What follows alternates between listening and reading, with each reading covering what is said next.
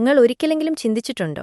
ആയിരക്കണക്കിന് ആളുകൾക്ക് ആവേശം നൽകുന്ന ഒരു ജനക്കൂട്ടം എന്തുകൊണ്ടാണ് ചിലരുടെ മനസ്സിൽ വിശദീകരിക്കാനാകാത്ത ഒരു അസ്വസ്ഥത സൃഷ്ടിക്കുന്നത്? അത് ഭയമാണോ? അഹങ്കാരമാണോ? അതോ അവരുടെ തലച്ചോർ ലോകത്തെ മറ്റുള്ളവരിൽ നിന്ന് തികച്ചും വ്യത്യസ്തമായ രീതിയിൽ അനുഭവിക്കുന്നതുകൊണ്ടാണോ? ഈ ചോദ്യം ഒരു വ്യക്തിയുടെ സ്വഭാവത്തെക്കുറിച്ച് മാത്രമല്ല, മനുഷ്യമനസ്സിന്റെ അതിസൂക്ഷ്മമായ പ്രവർത്തനങ്ങളെക്കുറിച്ചുള്ള ഒരു യാത്രയുടെ തുടക്കമാണ്. ഒരു ഉത്സവത്തിലോ ഒരു വലിയ വിവാഹത്തിലോ നിങ്ങൾ പോയിട്ടുണ്ടാകാം. എല്ലാവരും ചിരിക്കുന്നു, സംസാരിക്കുന്നു, ചിത്രങ്ങൾ എടുക്കുന്നു, സംഗീതം മുഴങ്ങുന്നു. എന്നാൽ അതേ സ്ഥലത്ത് ഒരാൾ പതുക്കെ പുറത്തേക്ക് നടക്കുന്നു.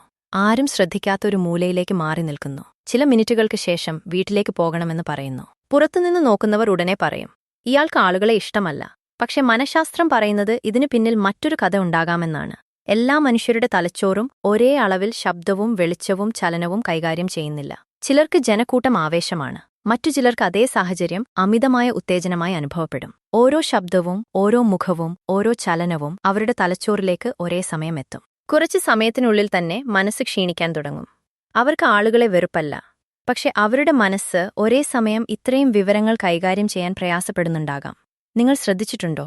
ചിലർ തിരക്കേറിയ ഒരു സ്ഥലത്ത് കുറച്ചു സമയം നിന്ന ശേഷം നിശ്ശബ്ദമായ ഒരിടത്തെത്തുമ്പോൾ ആഴത്തിൽ ശ്വാസം വിടുന്നത്. അത് വെറും ശീലമല്ല, ശരീരവും മനസ്സും വീണ്ടും സന്തുലിതാവസ്ഥയിലേക്ക് മടങ്ങാനുള്ള ശ്രമമായിരിക്കാം. ചില പഠനങ്ങൾ സൂചിപ്പിക്കുന്നത് ചില ആളുകൾ പരിസ്ഥിതിയിലെ ഉത്തേജനങ്ങളോട് കൂടുതൽ സംവേദനക്ഷമരായിരിക്കാമെന്നാണ്. അതിനാൽ അവർക്കുള്ള അനുഭവം മറ്റുള്ളവരുടേതിൽ നിന്ന് വ്യത്യസ്തമായിരിക്കും. എന്നാൽ എല്ലാം ജീവശാസ്ത്രം കൊണ്ട് മാത്രം വിശദീകരിക്കാൻ കഴിയില്ല. ചിലപ്പോൾ പഴയ അനുഭവങ്ങളും ഇതിനു പിന്നിലുണ്ടാകും. ബാല്യത്തിൽ തിരക്കേറിയ ഇടങ്ങളിൽ നഷ്ടപ്പെട്ട അനുഭവം ഉണ്ടായിരിക്കാം. വലിയ കൂട്ടത്തിൽ അപമാനിക്കപ്പെട്ടിട്ടുണ്ടാകാം. സുരക്ഷിതമല്ലാത്ത അനുഭവങ്ങൾ മനസ്സിൽ പതിഞ്ഞിട്ടുണ്ടാകാം. മനുഷ്യന്റെ തലച്ചോർ ഒരിക്കൽ അപകടമായി തോന്നിയ സാഹചര്യങ്ങളെ വീണ്ടും കണ്ടാൽ മുൻകരുതലെടുക്കാൻ ശ്രമിക്കും. പിന്നീട് ജനക്കൂട്ടം കാണുമ്പോൾ തന്നെ കാരണം വ്യക്തമല്ലാത്ത അസ്വസ്ഥത അനുഭവപ്പെടാം. മറ്റൊരു കൗതുകകരമായ കാര്യം നിങ്ങൾ ശ്രദ്ധിച്ചിട്ടുണ്ടാകാം. ചിലർക്ക് വലിയ ജനക്കൂട്ടങ്ങൾ ഇഷ്ടമല്ല. പക്ഷേ 2-3 അടുത്ത സുഹൃത്തുക്കളോടൊപ്പം മണിക്കൂറുകളോളം സന്തോഷത്തോടെ സമയം ചെലവഴിക്കും. ഇത് ആളുകളെ ഒഴിവാക്കുന്നതല്ല, ബന്ധങ്ങളുടെ ആഴം തെരഞ്ഞെടുക്കുന്നതാണ്. എല്ലാവരോടും കുറച്ച് സംസാരിക്കുന്നതിനേക്കാൾ കുറച്ചുപേരോട് ആഴത്തിൽ ബന്ധപ്പെടാനാണ് അവരുടെ മനസ്സാഗ്രഹിക്കുന്നത്. സമൂഹം പലപ്പോഴും തിരക്കിനെ വിജയത്തിന്റെ അടയാളമായി കാണുന്നു. വലിയ പാർട്ടികൾ, വലിയ ആഘോഷങ്ങൾ, വലിയ പരിപാടികൾ. എപ്പോഴും ആളുകൾക്കിടയിൽ കാണപ്പെടുന്നവരാണ് സാമൂഹികമായി വിജയിച്ചവരെന്ന ധാരണ പലർക്കുമുണ്ട്. എന്നാൽ ഒരു മനുഷ്യന്റെ മൂല്യം അയാൾ എത്ര വലിയ ജനക്കൂട്ടത്തിൽ നിൽക്കുന്നു എന്നതുകൊണ്ട് അളക്കാൻ കഴിയില്ല.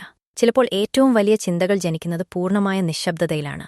മനഃശാസ്ത്രത്തിൽ ഒരു പ്രധാന ആശയമുണ്ട്. ഓരോ മനുഷ്യനും സ്വന്തം മാനസിക ഊർജ്ജം വീണ്ടെടുക്കുന്ന രീതി വ്യത്യസ്തമാണ്.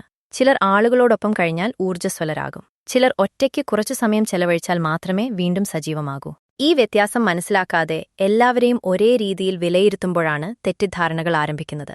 ചിലർ ജനക്കൂട്ടങ്ങളെ ഒഴിവാക്കുന്നത് മറ്റൊരു കാരണത്താലുമാണ്. അവർ കൂടുതൽ നിരീക്ഷിക്കുന്നവരാണ്. ഒരു മുറിയിൽ കയറുമ്പോൾ അവിടെയുള്ള സംഭാഷണങ്ങളും മുഖഭാവങ്ങളും വികാരങ്ങളും അവർ വേഗത്തിൽ ശ്രദ്ധിക്കും.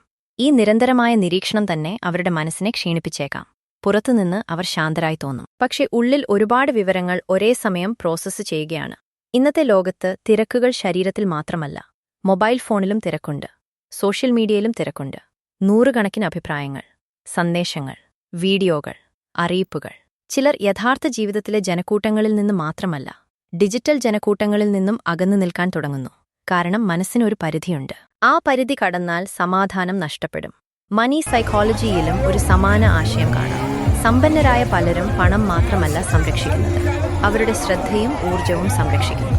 അതുപോലെ ചിലർ ജനക്കൂട്ടങ്ങളിൽ നിന്ന് മാറി നിൽക്കുന്നത് ആളുകളെ വെറുത്തിട്ടല്ല, സ്വന്തം മാനസിക ഊർജ്ജം സംരക്ഷിക്കാനായിരിക്കാം. അവർക്ക് ഓരോ ദിവസവും എല്ലാവർക്കും ലഭ്യരാകേണ്ട ആവശ്യം തോന്നണമെന്നില്ല. പക്ഷേ ഇവിടെ ഒരു പ്രധാന കാര്യം മനസ്സിലാക്കണം. എല്ലാ ജനക്കൂട്ടങ്ങളെയും ഒഴിവാക്കുന്നത് എല്ലായ്പ്പോഴും ആരോഗ്യകരമായ കാര്യമല്ല.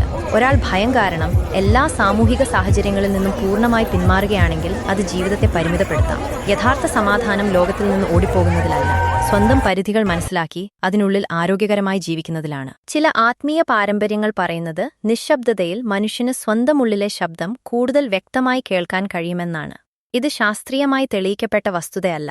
എന്നാൽ ധ്യാനവും ഏകാന്തതയും പരിശീലിക്കുന്ന പലരും പുറം ലോകത്തിന്റെ ശബ്ദം കുറയുമ്പോൾ മനസ്സിന് കൂടുതൽ വ്യക്തത ലഭിക്കുന്നതായി വിവരിക്കാറുണ്ട്. അതുകൊണ്ടാണ് ചിലർ ജനക്കൂട്ടങ്ങളെക്കാൾ പ്രകൃതിയെയും മലകളെയും കടൽത്തീരത്തെയും കൂടുതൽ ഇഷ്ടപ്പെടുന്നത്. ലോ ഓഫ് അട്രാക്ഷനെക്കുറിച്ച് സംസാരിക്കുന്ന ചിലർ മറ്റൊരു കാഴ്ചപ്പാടും പങ്കുവയ്ക്കുന്നു. നിരന്തരം സമ്മർദ്ദം നൽകുന്ന സാഹചര്യങ്ങളിൽ ജീവിക്കുമ്പോൾ മനസ്സ് അതേ സമ്മർദ്ദത്തിന്റെ തരംഗത്തിൽ തുടരാമെന്നാണ് അവരുടെ വിശ്വാസം. അതേസമയം ഉള്ളിൽ സമാധാനം നൽകുന്ന ഇടങ്ങളും ആളുകളും തിരഞ്ഞെടുക്കുമ്പോൾ ജീവിതത്തിന്റെ അനുഭവവും മാറാമെന്ന് അവർ കരുതുന്നു. ഇത് ആത്മീയ വിശ്വാസത്തിന്റെ ഭാഗമാണ്, തെളിയിക്കപ്പെട്ട ശാസ്ത്രീയ നിഗമനമല്ല. എന്നാൽ സമ്മർദ്ദം കുറയ്ക്കുന്ന അന്തരീക്ഷം മാനസികാരോഗ്യത്തിന് സഹായകരമാണെന്ന് നിരവധി പഠനങ്ങൾ സൂചിപ്പിക്കുന്നു. നിങ്ങൾ ഒരിക്കലെങ്കിലും ശ്രദ്ധിച്ചിട്ടുണ്ടോ? ചില ആളുകൾ വലിയ ജനക്കൂട്ടങ്ങളിൽ വളരെ സാധാരണയായി തോന്നും. പക്ഷേ ശാന്തമായ ഒരു സ്ഥലത്ത് അവരോടൊപ്പം ഇരുന്നാൽ അവരുടെ യഥാർത്ഥ വ്യക്തിത്വം പുറത്തുവരും. അവർ കൂടുതൽ ചിരിക്കും, കൂടുതൽ സംസാരിക്കും, കൂടുതൽ സത്യസന്ധരാകും. അപ്പോൾ നിങ്ങൾ മനസ്സിലാക്കും, പ്രശ്നം ആളുകളിലായിരുന്നില്ല, സാഹചര്യം മാത്രമായിരുന്നു. ഒരുപക്ഷെ നിങ്ങൾ ജനക്കൂട്ടങ്ങളെ വെറുക്കുന്ന ആളല്ല, നിങ്ങളുടെ മനസ്സ് കേൾക്കാൻ ആഗ്രഹിക്കുന്ന ശബ്ദം വേറെയായിരിക്കാം. ഒരുപക്ഷെ നിങ്ങൾ തിരയുന്നത് 1000 മുഖങ്ങളല്ല, നിങ്ങളെ യഥാർത്ഥത്തിൽ മനസ്സിലാക്കുന്ന കുറച്ചു മുഖങ്ങളായിരിക്കാം. കാരണം ജീവിതത്തിന്റെ അവസാനം നമ്മൾ എത്ര വലിയ ജനക്കൂട്ടങ്ങൾക്കിടയിൽ നിന്നു എന്നത് ആരും ഓർക്കില്ല. എന്നാൽ ഏതിടത്താണ് നമ്മുടെ മനസ്സ് ഏറ്റവും സമാധാനത്തോടെ ശ്വാസം വിട്ടത് എന്നത് മാത്രം ഒരിക്കലും മറക്കില്ല. ആ സമാധാനം കണ്ടെത്തുന്ന മനുഷ്യൻ ലോകത്തിൽ നിന്ന് അകന്നുപോകുന്നില്ല, മറിച്ച് ആദ്യമായി സ്വന്തം മനസ്സിനോട് ഏറ്റവും അടുത്തെത്തുകയാണ്.